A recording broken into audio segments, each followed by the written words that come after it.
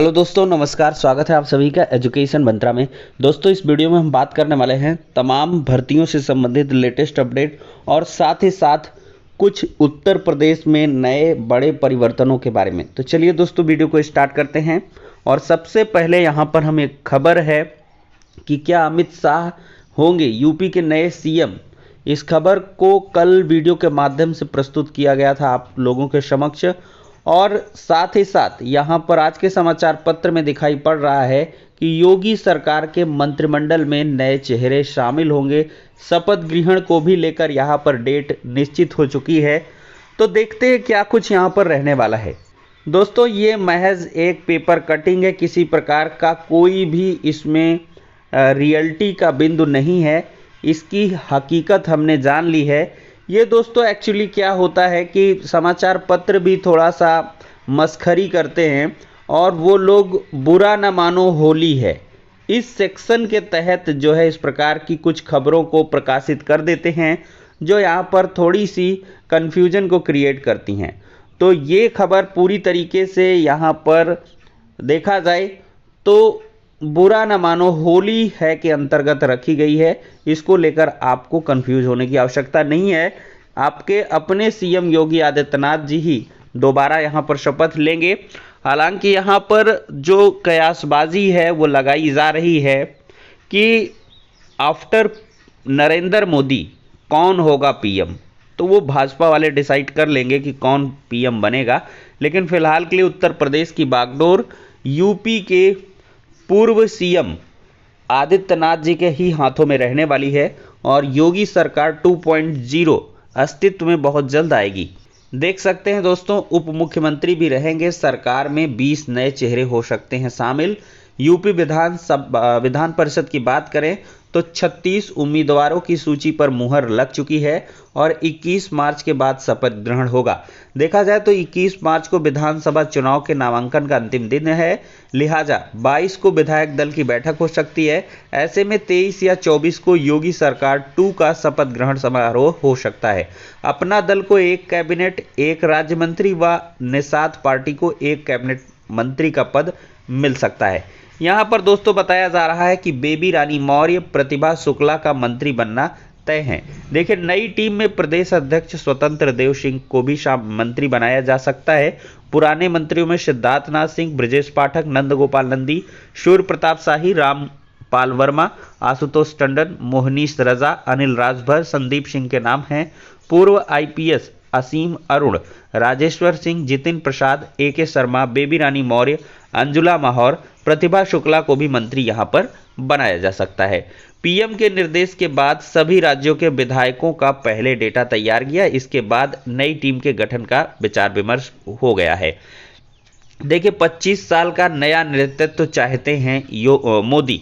देखिए, यहां पर 4 राज्यों में सरकार गठन के मामले में प्रधानमंत्री ने पार्टी के लिए अगले 25 साल का नेतृत्व तैयार करने का निर्देश दिया है। उनकी इच्छा है कि जातीय सामाजिक संतुलन साधने के क्रम में संबंधित जाति वर्ग के उन्हीं विधायकों को पहली प्राथमिकता दी जाए जो उच्च शिक्षित हों और इसके अलावा प्रशासनिक और तकनीकी मामले में दक्ष भी हों।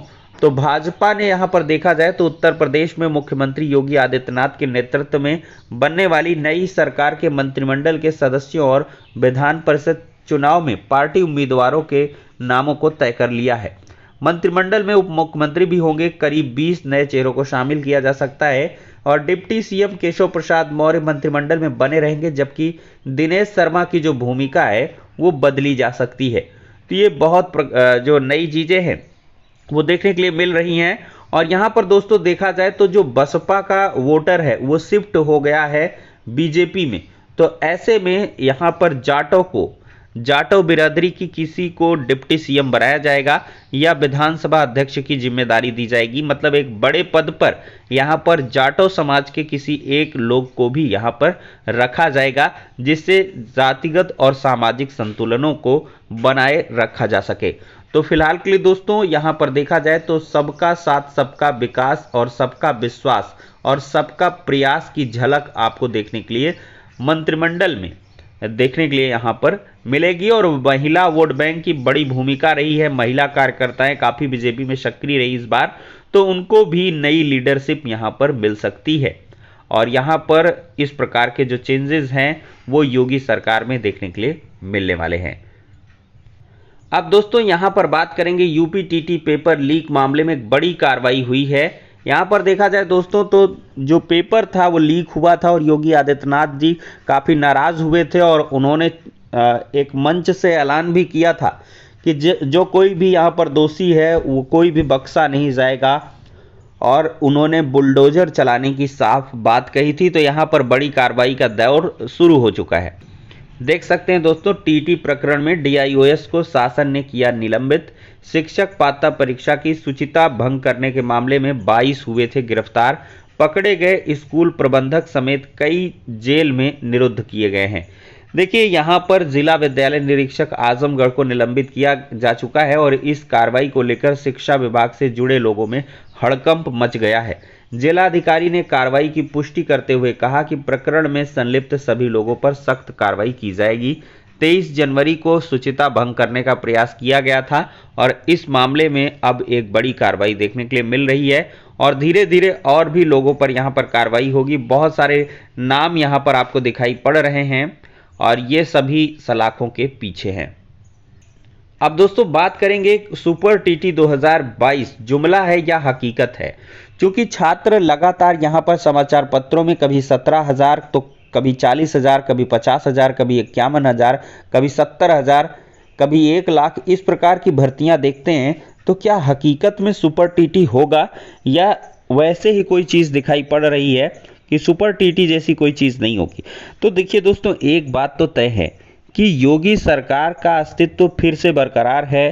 तो कुछ भी हो, धरती का आसमान, आसमान का धरती हो जाए, लेकिन सुपर टीटी होगा और वो होकर रहेगा और आपको 22 में ही देखने के लिए मिल सकता है। इसकी पूरी की पूरी उम्मीदें हैं। बस पहली कैबिनेट मीटिंग का इंतजार है। योगी सरकार के जहन में ये चीज़ें अवश्य हैं कि विपक्ष ने किन मुद्दों पर ज़्यादा हावी होकर यहाँ पर वोट बैंक को तैयार किया है। 125 सीटें सपा ले गई है, तो ऐसे में कौन सी ऐसी चूक रह गई कि वो 125 सीटें छिटकी हैं और यहाँ पर डिप्टी सीएम तक चुनाव आ रहे हैं। और साथ ही साथ देखा जाए तो बेसिक शिक्षा मंत्री सतीश द्विवेदी भी चुनाव आ रहे हैं। तो ये बेरोजगारी, महंगाई और युवाओं की कहीं ना कहीं प्रतिशोध के चलते ये हुआ है। उन्होंने बदला लिया है वोट दूसरी जगह दे करके। तो ये और कर्मचारियों को देखा जाए तो 304 बैलेट पेपर में देखा जाए तो लीड की है सपा। कहीं ना कहीं कर्मचारी वर्ग भी सरकार से असंतुष्ट है। तो इन सभी समीकरणों को अवश्य साधा जाएगा और रोजगार पर कार्य करेंगे। क्योंकि 2024 का जो चुनाव है वो काफ़ी नज़दीक है और उत्तर प्रदेश से दिल्ली की गद्दी होकर गुजरती है। तो ऐसे में बिल्कुल विश्वास बना कर रखिए और अभी से मैं कह रहा हूँ, बार बार प्रिपरेशन स्टार्ट कर दीजिए, क्योंकि भर्ती जब आएगी तो बहुत जल्द आएगी। और देखिए, सरकार ने अपना टीटी करा लिया है। अगर सरकार बदलती तो वो अपना फिर से टीटी कराती, फिर भर्ती लाती, लेकिन इस सरकार ने टीटी पहले ही करवा लिया है, तो उसी के आधार पर ये शिक्षक भर्ती निकाल देंगे। ऐसी पूरी की पूरी उम्मीद है और ऐसी जो चीज़ें हैं वो भी निकल के आ रही हैं कि जो शिक्षक भर्तियों पर कार्य है वो अब शुरू होगा। सुप्रीम कोर्ट में हलफनामा भी था। तो ये सारी जो चीज़ें हैं वो पॉजिटिव वाइब क्रिएट करती हैं। अब देखा जाए तो 6800 आरक्षण सूची पर दोस्तों बहुत जल्द नियुक्ति मिलने वाली है और 22 मार्च को जो सुनवाई होने वाली है ये काफ़ी निर्णायक होगी और इसमें एजी साहब अब दोगुने जोश से जाएंगे, क्योंकि सरकार फिर से वही आ चुकी है और जो एक कह लें कि सिनॉप्सिस है वो तैयार कर लिया गया है और एक मजबूत जवाब यहाँ पर प्रस्तुत किया जाएगा, जिससे कि 6800 आरक्षण सूची के उम्मीदवारों को जल्द से जल्द नियुक्ति दिलाई जा सके। लड़के भी अपना लगे हुए हैं। डिवीजन बेंच ने मामले को डिस्पोज किया है और बहुत जल्द इसका आदेश भी आ जाएगा और फिर 13-156 वाला मामला जिसमें सारे याचिका टैग हैं उस पर सुनवाई करके देखते हैं क्या कुछ यहाँ पर फैसला आने वाला है। लेकिन बहुत ही जल्द यहाँ पर कार्य होगा और 68,500 आरक्षण में जो नीलता हुई थी, नीलता का मतलब 5% आरक्षण नहीं मिला था, उस मामले में सरकार ने कोई भी अभी कदम नहीं उठाया है। हालांकि राज्य और राष्ट्रीय पिछड़ा वर्ग आयोग ने इस पर अपनी मुहरें लगाई हैं, लेकिन वही ढाक के 3 पात हुआ है कि जैसे 6800 आरक्षण सूची पर जब तक इसमें कोई बड़े चेहरे शामिल नहीं होंगे भाजपा सरकार के, जैसे अनुप्रिया पटेल जी, केशव प्रसाद मौर्य जी ने इस मामले को उठाया कि सबसे ज़्यादा प्राथमिकता दी जाएगी अनुप्रिया जी को। और अनुप्रिया जी ने ये भी आश्वासन दिया है कि सरकार का गठन हो जाए उसके बाद हम 69,000 शिक्षक भर्ती में आरक्षण विसंगति वाले मामले पर कार्य करने वाले हैं। अब दोस्तों यहाँ पर एक बड़ी अपडेट है, 4 वर्षीय स्नातक पाठ्यक्रम का मसौदा तैयार हो चुका है। तो यहाँ पर देख सकते हैं विश्वविद्यालय अनुदान आयोग ने मसौदे पर 4 अप्रैल तक सभी पक्षों की राय मांगी है। 4 वर्षीय स्नातक पाठ्यक्रम का मसौदा तैयार है और यहाँ पर 90 कामकाजी दिवस का होगा एक सेमेस्टर, क्रेडिट आधारित प्रणाली होगी। यहाँ पर और बहुत सारी चीज़ें हैं, आप लोग इसको टेलीग्राम में डाल देंगे, पढ़ लेंगे आप लोग। दोस्तों यहाँ पर पीएम सीएम पर टिप्पणी शिक्षक को भारी पड़ी है, इन पर केस हुआ है। विधानसभा चुनाव के दौरान पीएम नरेंद्र मोदी और मुख्यमंत्री योगी पर गलत टिप्पणी के आरोप में अजीत यादव के खिलाफ रिपोर्ट केस किया गया है। बीएसए ने यहाँ पर इनको निलंबित भी कर दिया है और धारा 144 का उल्लंघन और बहुत सारी धाराओं के तहत केस किया गया है। आरोपित जो शिक्षक है अजीत बहरिया के सराय ख्वाजा स्थित कंपोजिट विद्यालय में तैनात है। इलाहाबाद विश्वविद्यालय का छात्र संघ का अध्यक्ष भी रहा है। 12 मार्च को उसे निलंबित कर दिया गया। दरअसल चुनाव प्रचार के दौरान उसने एक पार्टी की जनसभा में पीएम और सीएम पर आपत्तिजनक जो टिप्पणी थी, अभद्र टिप्पणी की, इसका वीडियो सोशल मीडिया पर वायरल हो गया और इसके बाद हड़कंप मच गया। 5 मार्च को इस मामले में बीएसए प्रवीण तिवारी की ओर से आरोपित शिक्षक के लिखित स्पष्टीकरण मांगा गया, लेकिन स्पष्टीकरण नहीं दिया गया, जिसके बाद उस पर निलंबन की कार्रवाई की गई है। एबीएसए की ओर से दी गई तहरीर में आरोप है कि निलंबित शिक्षक ने लोक सेवक होते हुए भी राजनीतिक दल के लिए जनसंपर्क, जनसभा व प्रचार प्रसार में भागीदारी की, संवैधानिक पदों पर आसीन लोगों पर अभद्र टिप्पणी की। आरोप यह भी है कि उन्होंने अध्यापक आचरण सेवा नियमावली का उल्लंघन किया। तहरीर की प्रति महानिदेशक स्कूल शिक्षा को भी प्रेषित कर दी गई है। तो फिलहाल की दोस्तों इस मामले में बड़ी कार्रवाई जाट टाउन थाने में एबीएसए की ओर से लिखाई गई रिपोर्ट। तो ये सारा प्रकरण था और अब इस वीडियो में इतनी ही जानकारियों के साथ एंड करेंगे। नेक्स्ट में मिलते हैं।